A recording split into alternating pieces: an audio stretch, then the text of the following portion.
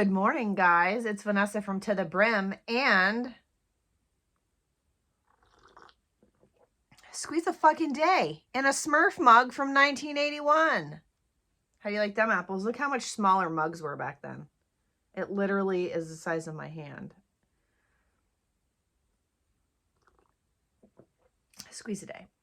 I have decided to do a Clay in My Coffee edition set of videos or video series that coordinates with my podcast episodes. So for any of you who are new here, I have a podcast on Spotify called Clay in My Coffee, and it is strictly a small business podcast where I give you tips and tricks, words of wisdom, and it seems to be doing really well at this point. I already have a sponsor, and I thought that I would bring that information here. I'm not sponsored over here. I'm not monetized. I'm not going to be monetized anytime soon. But when I said, hey, you know, I'm moving away from candle content and focusing on small business content, I did have listeners from my YouTube channel reach out and say, you know, I came for the candle content, but I'm staying. I like your small business content. I like your attitude. I like your sense of humor. I'm sticking around. So I thought that I would bring the topics from my podcast over to this channel, and we're going to have a different discussion today because it's not scripted. I talk from my heart and give you examples. And so today we're going to talk about how fences make good neighbors. I've had a lot of experiences personally. I've seen other vendors have this kind of experience. I have friends that reach out and they're like, what the fuck am I supposed to do about this? So when you have a small business, it's really important to make a good boundary between your personal life and your professional life. And that's really difficult. And I'm struggling with it right now in a couple different ways. So first thing is, you always want to market your business and get new customers. So here's an example. I have a friend who likes to give samples out to people, or people ask her for samples and of wax melts. And so in a sense, that is a good marketing strategy because you're giving somebody an item and they can try it and they know how to get a hold of you because you've given them your information and they can come back to you and they can purchase. The problem is when you run into a random stranger and you're like, and they're like, oh, I know that you sell wax melts. Can I have a sample? You don't know what their lane is. Like, I love gourmand things. Today, I'm melting some of my pumpkin and oud melts. And that to me right now is like my favorite scent beyond a woodsy Christmas tree, balsamy scent that I found that I absolutely love. So those are my two favorites right now. So if you came up to me and you gave me a Fruit Loop scented wax melt, which I tend to gravitate towards in the spring and the summer, I would be like, I don't really want to melt this right now. That's not the vibe in my house. Right now I'm doing more Christmassy, fall, warm gourmand, and I would put the wax melt aside and I probably would either forget about it or find it months from now and melt it and will have forgotten how to get a hold of you. So if you're handing out samples, in a sense, you need to have a scent from each scent family, whether it's clean, masculine, ocean, gourmand, sweet, like whatever your scents are, you need to have at least one offering from each of those fragrance families to give to people as samples so they can choose, because otherwise you're going to give them most likely something that they don't like. Most likely, if you walk up to a random stranger and give them a fragrance of something, it's not going to be the fragrance that they're going to want. So you're wasting your wax, you're wasting your oils, but then you've got people that ask for samples. So I would say the best strategy would be, what kinds of scents do you like? Now, you're not running out and you're not ordering new fragrance oil just to make them something. That's not going to happen. When you have somebody say, I like Scentsy, but you can make it for cheaper, just shut that shit down. You're not Scentsy, you're not Yankee Candle, you're not Bath & Body Works. Shut it down. These are the scents that I have. Maybe give them a scent list and say, hey, why don't you pick 2 of these and I'll make you samples, like little tiny samples of each of these scents. You pick, and then next week, tomorrow when I see you, you can give me the paper back and I will bring you the things next week, whatever it is. The other thing, when people demand through Facebook groups or on Facebook business page or your personal Facebook account that you send them a sample in the mail. No. If somebody buys something from you, always send a sample. Like, that's just a nice gesture to be like, okay, I see that you like the fruity scents and I have another fruity scent. I'm going to send this person a sample of a fruity scent. Oh, this person bought a masculine scent. I'm going to send them a clean or masculine scent sample with that, because that seems to be their jam. You know what I mean? So that, you're already paying for shipping to mail them their stuff, and one little wax melt isn't going to make the shipping go up. It's you've already had the person buy from you, so they're probably, if they have a good experience, they're probably going to come back and buy more. So you're already on the right track. Squeeze a day. But if somebody wants you to just stand alone, ship them a sample of a wax melt, don't do it. Never do it. It's no different than if somebody was like, can you send me a sample of your room spray or whatever. Like, shipping alone is so expensive right now, already shuts that idea down, because while marketing is important and sometimes marketing is expensive, it's not a wise use of your dime to spend $3 shipping a little thing of wax melts to somebody who hasn't made a purchase, because that is completely you dipping into any profit that you may have or any revenue to not necessarily invest wisely in a potential new customer. You're mailing them something that they may or may not even try. So if you are shipping out wax melts to somebody or a candle, and they're obviously going to burn that candle.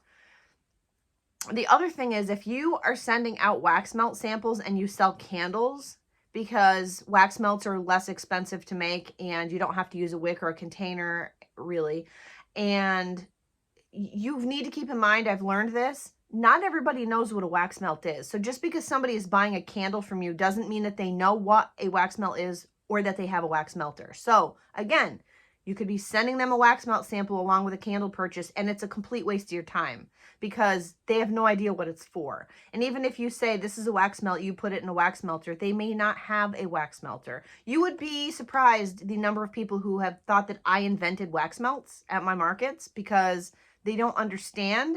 And I started out using the wax melt clamshells. Like, you see those in Walmart. Like, so I'm not creating something out of the sky that nobody has ever seen before. Like, you go to Walmart, you're going to see 100 of these clamshells, and still more people don't know what it is than know what it is. So keep that in mind. If you're thinking of like, they're ordering a candle, I'm going to send them a wax melt sample. It could be a complete waste of your time. And you're like, well, it's just one little wax melt. It doesn't matter. Like, our money and our product is a hot commodity, and it's a very valuable thing to us. So don't just go handing it out willy-nilly. If you have somebody request a scent and they're local and they can meet you and they have specifically decided what scent they want to try, fine, give them one little wax melt to try. Not a whole container of them, not a whole, variety pack, because it eats away at your profit, like, it really quickly. And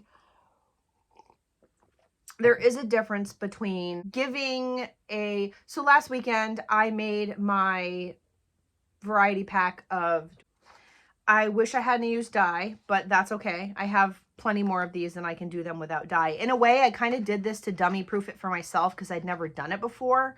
And I didn't know how I was going to keep track of what scent was where. So that's my problem. I need to figure that out. But I went to a potluck the night before, and this woman was like, I saw your wax melts. Are they like what Scentsy sells? Meaning, like, are they wax melts? Because she had never seen my wax melts before. I said, yeah, I'll bring you over some. So I brought her over one of these and gave it to her. She is a friend of mine. She's a fellow vendor. That's fine. And then she messaged me and was like, my house smells amazing. So that's fine. But if you're going to be just giving things away to random people that you're never going to see again, like Christy gave me feedback that she enjoyed that her house smelled like these wax melts. Like, that's cool. So even if I decide not to sell wax melts, I know that those are good scents and I could give them as gifts, or I can put them in with gift boxes when I have my wax melters. I have one drying right now, but I'm going to be making a bunch of wax melters. I'm chipping away at a wholesale order, but I'm also trying to like alternate it with making mugs and making wax melters. Setting boundaries. Again, fences make good neighbors.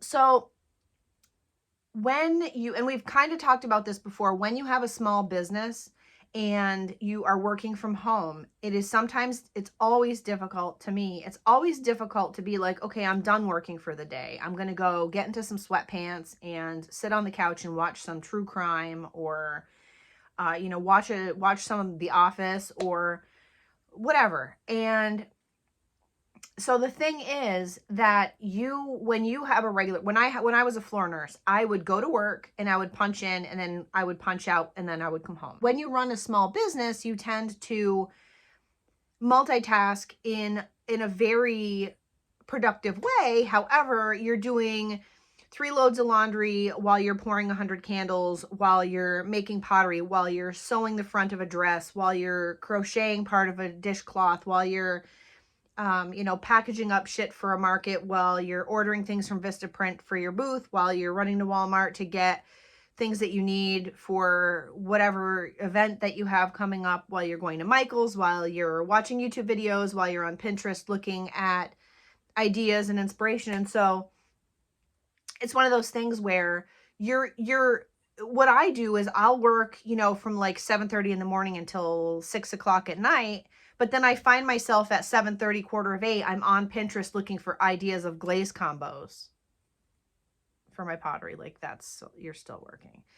And so trying to set a time for you to shut off from working is more difficult when you're a small business owner, but it's extremely important because you're going to get into the situation that I was in where I went months and months and months and I had like 1.5 days off. And now I've had 3.5 days off where I went and did something. And then the other day I was completely down for the count because of my carpal tunnel and tendonitis in my wrist. And so I did nothing. I mean, I did laundry and like clean the chicken coop and stuff, but I didn't work. I did not work. So that's 4.5 days that I've had off since the beginning of June. And so I'm getting there. Like that's an improvement. And next week I'm going to go thrifting with my friend Jill. And so that'll be another day that I take off. And so I have to plan for that though.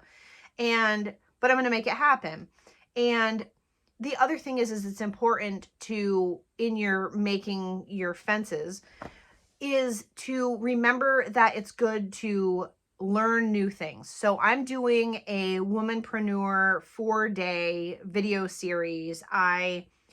It's a Zoom thing from 6:30 to 8 or 8:30, 4 nights this week. Well, last night I had a headache, so I'm watching it this morning after I filmed this.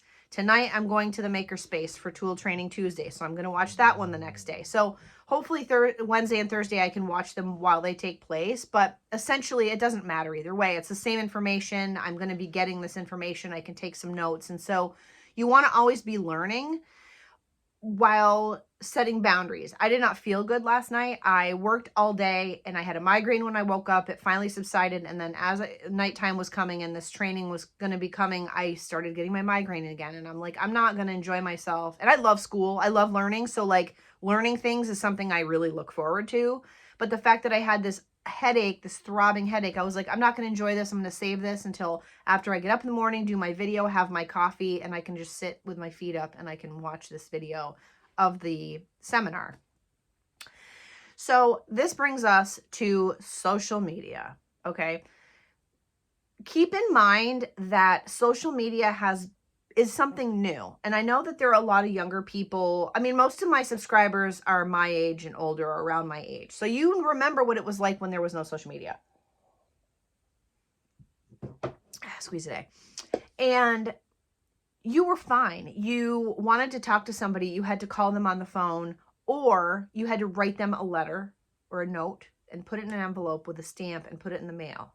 And social media and the fact that we all have a little computer in our hand pretty much all the time has made it so that the fence between our private life and our personal, like the life that we put out onto the world, and our professional and our business life, especially as small entrepreneurs, it's blended together all the time. And the problem with that is that it can become a nuisance. It can become a time suck, and it can become a negative in your life. So here are some examples.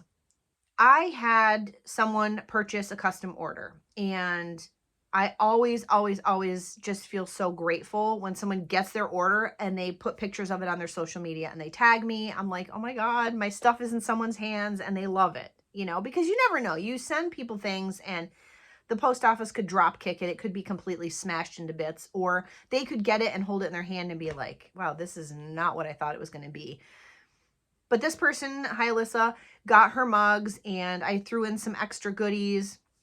She makes wax too, so we're going to do kind of like a you try mine, I try yours kind of a deal. And so along with her order, I sent her a couple different things. And so for the next 24 hours, she was like, I really like this. I really like this. My kids stole this. My husband likes this. And thank you so much. And one of her friends liked the mug that I made for her husband. And so she said, oh, one of my friends is going to reach out to you. And I was like, oh, I haven't received a message. And she was like, no, on your Facebook business page. And I was like, oh God, because when my Brandon Farmers Market was over, which I was doing the marketing for, I took Facebook off my phone entirely because I hate Facebook. And the only reason I hadn't deleted it sooner was because if I had, I wouldn't be able to update as an admin for the Brandon Farmers Market. So I was like, so I had to reinstall Facebook and to get so that I could go on there and see this message from this person and have a discussion about this mug. And then I had someone, I was on there for something else, and I was like updating my profile picture or something. And I was like, oh, I have another notification. It was from somebody else messaging me. And so finally I was like, you know, to the second person who was looking for a mug, I have to go see, I have to start writing things down because I have things in like 5 different places where people have asked me to make things and I need to write it down. But I was like, just so you know, I'm not really on here very often. I don't really like Facebook. So if you want to communicate with me, go over to my Instagram. This is my Instagram handle. You're more likely going to get an immediate response from Instagram because Facebook, I just don't like Facebook. So then same time frame, someone else who maybe they got my card at a farmer's market, or maybe they found me on Etsy. I don't know. But anyway, somebody, you know, my name is there, and they found my Facebook, personal Facebook page, and they friend requested me. And I was like, oh, it looks kind of like a business, and I don't mind that because it's something that I would buy. So I'm like, oh, I don't mind like being a friend with it. So like my business Facebook page, you don't have friends. There's no friends on a business Facebook page. It's a business Facebook page. You can have likes, but you don't have friends on a business Facebook page. So this person with a business that I would be interested in sent me a friend request. And I was like, yeah, of course. Because I was also going back and forth between my business page and my personal page. And I was like, and then once I accepted it, I'm like, wait a minute, that wasn't on my business page. That was on my personal page. How did they find me? Which is fine, except for I am somebody who doesn't like Facebook. I don't want it. I'm going to be deleting it really in a short amount of time here, which means that I will lose access to the Brandon Farmers Market as an admin. And I will also lose my business Facebook page. Don't care. I don't care. I really don't care. Like I am going to go in a different direction with that because I just hate Facebook. I hate it. And so that is a avenue that I am choosing not to follow when it comes to marketing my business. Okay, fine. So move back to this person who I'm interested in their stuff, somehow figured out who I was, sent me a friend request on Facebook. I accepted it. Whatever. It's a business. I don't mind. And I don't know how they have a business page that they have friends on unless they said it was a personal page and it's really for that, whatever. But in the next 24 hours, I got 10 friend requests from people who know that person. And I'm like, all of a sudden, like, what do I do? Because you feel this sense of like obligation to accept friend requests, or I do at least. Squeeze a day. I don't like people to be mad at me or whatever. I don't care what people think of me, but I also don't want them to be mad at me over something stupid because that's annoying. And eventually I was like, yeah, I don't know any of these people. Delete, delete, delete, delete, delete. Like, why are you? No. So I started realizing, like, I need to put up a better fence between my personal Facebook page and all things business. So it got me like really annoyed because my personal Facebook page, which again, I hate, I don't want, I'm only on there because I have relatives on there. I'm not friends with people that I went to kindergarten with that I don't give a shit about. I'm not friends with people that I worked with 20 years ago and haven't seen and again, don't give a shit about. I'm friends with relatives. 99% of the people on my Facebook page, my personal Facebook page, are relatives or extremely close people to me and my life. I'm not somebody who's collecting Facebook friends. So I don't need people who found me at the farmer's market to find me on my personal Facebook page and send me a friend request. No, I don't know you. You don't know me. You're not my personal friend. You're my customer. And we need to have that kind of a relationship where I'm a maker and you are interested in my stuff. It's not a relationship where there are some people I have become friends with after they have inquired about things that I make. My friend Grace, she lives in Delaware. We have a connection. She got a hold of me on Instagram she saw my stuff. She had me make her a custom Vermont mug. I've seen her twice. We talk on Instagram all the time. And so things like that are different, but they're also an anomaly. Like they are the standout occasions where you make a really strong connection with somebody through your business, right? And then you become friends. My friend Alyssa is like that. My friend Ashley is like that. There are Rosa, I like her knitting and I've been following her.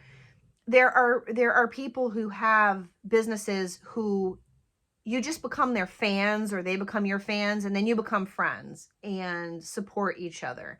There's a difference between that and people just sending mass Facebook friend requests to your personal account who you don't know and who really don't need to know about your life.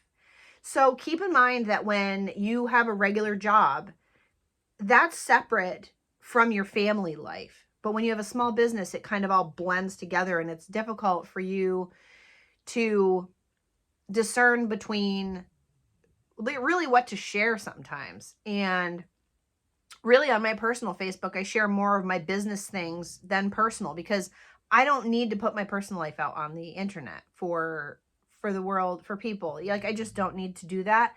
So the other thing, and then we're going to talk about Instagram because, well, or Facebook, you're out to dinner with your family. You've got this little sliver of time that you've taken to go on a day trip with your family. You're at some restaurant and somebody messages you. You make a sale on Etsy. Somebody asks you a question on Instagram about your upcoming launch or your upcoming restock. And you look at it and you're like, I'm going to look at this later. And then it chews at you and it chews at you and it chews at you. And you're like, I just need to take my phone out for 1 second.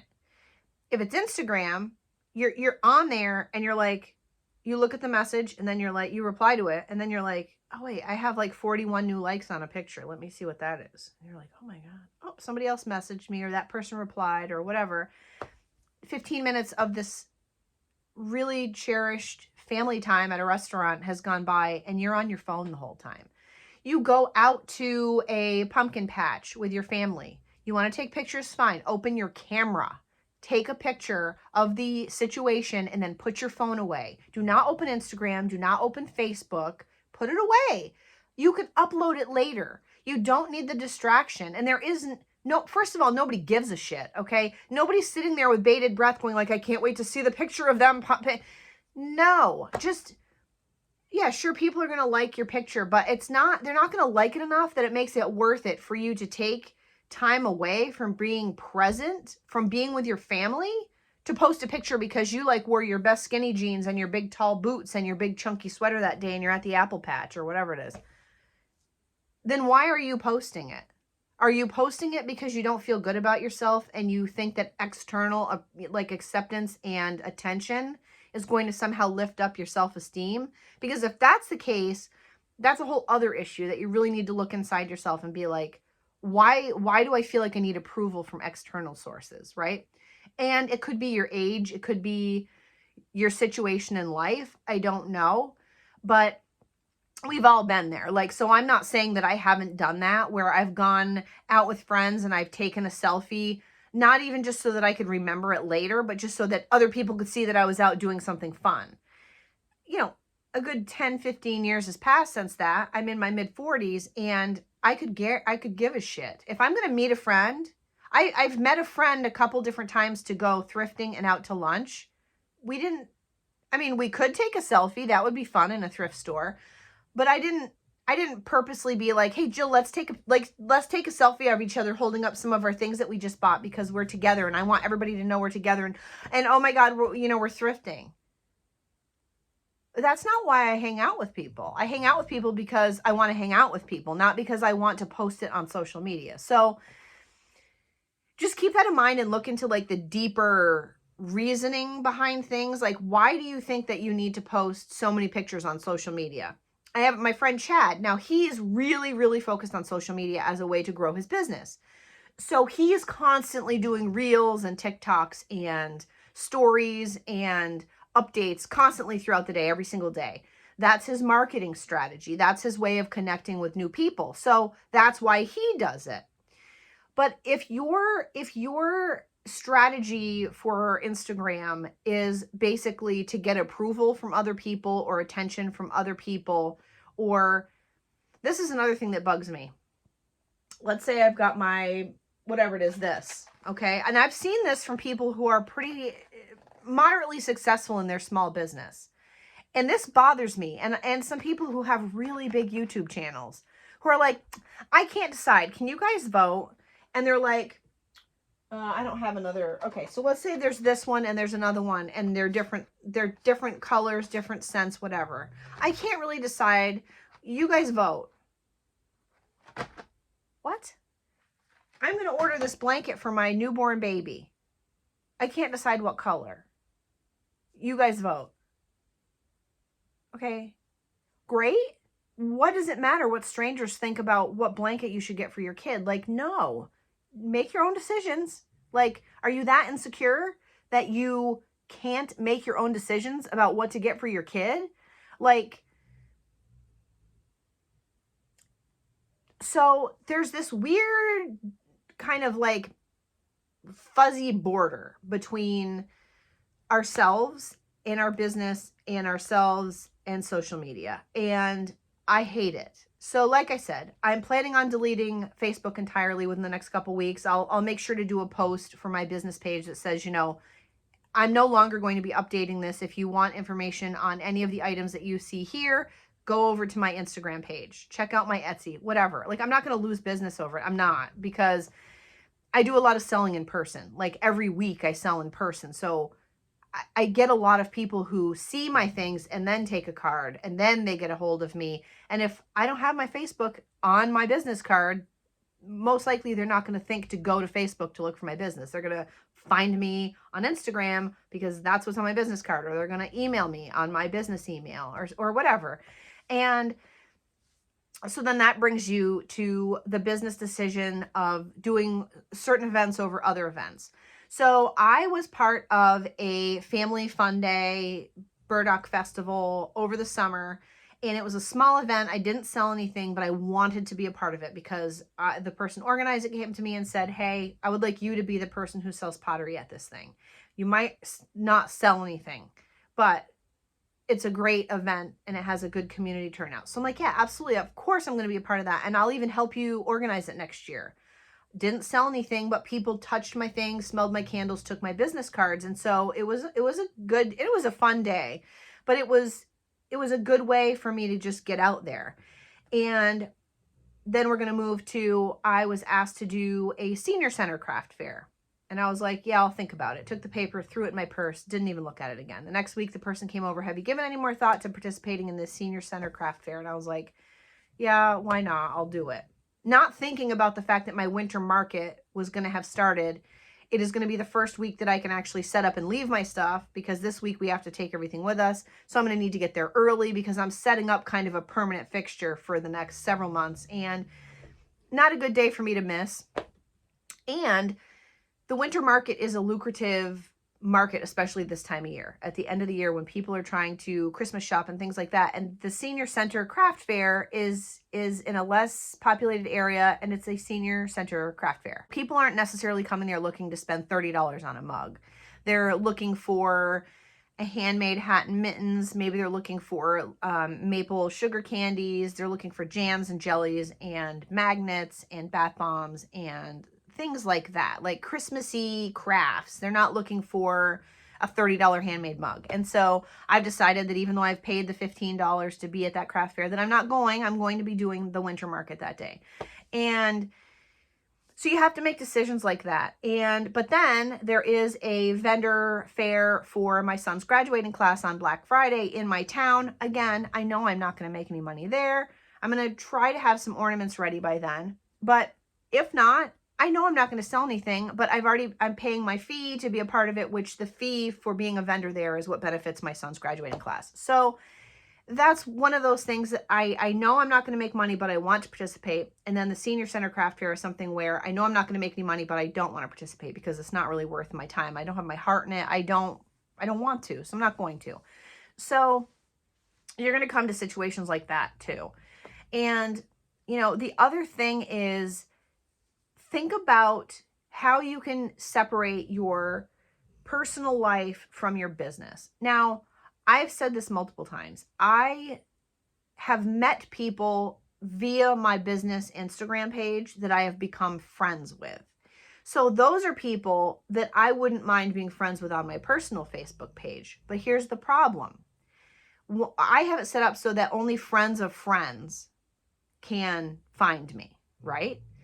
So if I'm like, yeah, okay, Jody, I'd like to be your friend on my personal Facebook page because we're friends now.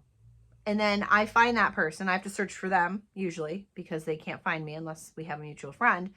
And then I friend them, and now 500 other people are sending me friend requests that like to just collect Facebook friends, that have no idea who I am or what I do. They're just friends with that person. And so now I have 500 friend requests from people I don't know and don't want to be friends with. So it's like, it's a slippery slope because some of us are not really into like just collecting friends. Because they're not really your friend. I mean, if you aren't going to hug somebody at the grocery store, if you're going to see them and go like, oh God, I hope they didn't see me first, and you walk the other way, why are you Facebook friends with them? I'm like, this is a real talk here. Like, why are you Facebook friends with people that you went to kindergarten with who you don't give a rat's ass about them or what they're doing in their life unless you're a troll and you're like, wow, her life is a complete shit show. I need to keep track of that because that makes me feel better. No, that's really stupid. And it's just shit. And then the other thing is people who copy people who have a small business. So I know of somebody who obviously I'm not going to, well, two other things. I'm not going to throw them under the bus, but there's this girl that sells candles through it. Well, I don't know if she has an Etsy page, but she pretty much copies Memory Box Candle Co.'s candle design, her candle fragrances, her label design, and her containers. I think that's absolutely ridiculous. Like, find your own shit. Like, don't just steal from somebody else because not only is that really stupid, you're like, oh, well, I want to make money and that person makes money, so I'm going to just copy them. Don't you want to have your own ideas? Yeah. So I'm not a fan of that. And the other thing is I want to talk about, again, we're looping back to whether or not people like you or not. I did a video about 6 months ago where I was talking about how unprofessional it is when you put some piece of work out into the world with typos and grammatical errors on it, because not everybody knows the rules. There are rules. I'm telling you there's rules, and I'm sure somebody else is going to go to this video. I really don't care. But the first time that I did a video and I said, putting typos out into the world is kind of an ignorant and unprofessional thing to do. Again, go ahead and dislike this video if that strikes a chord with you. Because all it's going to do is let me know that you're one of those people that hasn't a clue what the rules are, like putting a space after a comma. There's your and your, the fact that there's there, and there. Like, whoever it was made this t-shirt with like at least 6 or 7 either grammatical errors, spelling errors, punctuation errors, and they like put this picture of their item on Instagram and they were like, I can't remember what it was, but let's say it was like, I like toothpaste and nutmeg and butt plugs and hemorrhoids and tampons and music stands, whatever it was. But it was, first of all, it was like a horrendous font. The commas were not in the right place. You had like word, comma, word, no, word, period, word, no. There's rules. And so when you're doing, now I'm famous for typos. I also will post an Instagram post with a typo and immediately go, oh shit. And I go back and I fix it, right? Within like an hour, I fix it. You can't be putting business cards out there with a typo on it because that looks really unprofessional. And you can't be making things on your Cricut that have typos and punctuation errors and then sell them, because then somebody else is going to buy that thing who doesn't also know the rules and wear it into the community and look like an idiot. So then this loops around to people who dislike your pictures, dislike your stuff on YouTube, whatever.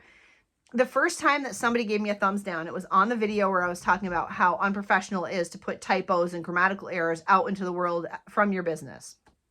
And I was like really upset by it. Why? Like, I know who I am. I'm a good person. I'm trying to help you out. I'm not monetized. I don't have to do this if I don't want to. And I don't care if you like me. Like, there are people that like me and there's people that don't like me. I am who I am. But just know that if you're somebody who is watching this video, first of all, if you're this far into the video and you don't like me, then you're wasting your time. But two, if you're somebody watching this video and you don't like my content, you can go find somebody else. You don't have to watch my things. Like, nobody's making you watch my videos. And chances are, if you are like, I don't like this, I'm giving her a thumbs down, all that is telling me is that it struck a chord with you. And maybe you're somebody who puts typos and horrendous grammar out into the world and are like pissed off because I'm pointing something out. And instead of just going like, oh my God, I did that before, or my business cards have a typo and I was in a hurry for an event, so I ordered them anyways. Maybe I shouldn't do that next time. Like, look in yourself, okay? Because if you're on here doing YouTube videos as well, that's great.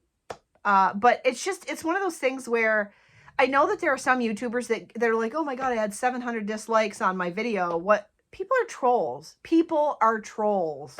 And if you've gotten this far into my video and you're a troll, I'm really glad that I've wasted the last half hour of your day. Like, why are you wasting your time?